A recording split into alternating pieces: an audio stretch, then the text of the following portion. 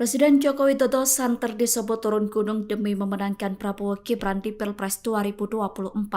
Jokowi disebut turun gunung dengan mencoba menaikkan elektabilitas Prabowo Gibran yang tak kunjung tembus 50%.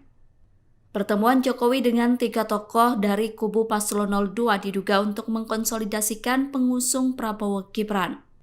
Tiga tokoh tersebut adalah Ketua Umum Gerindra Prabowo Subianto, Ketua Umum PAN Zulkifli Hasan, dan Ketua Umum Golkar Airlangga Hartarto. Namun isu tersebut dibantah keras oleh Koordinator Staf Khusus Presiden Ari Dwi Payana.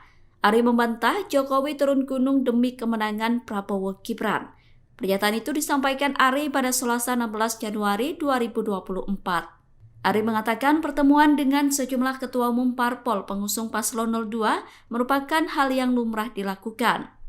Menurut Ari, pertemuan yang dilakukan secara berurutan itu wajar mengingat Presiden juga merupakan tokoh politik.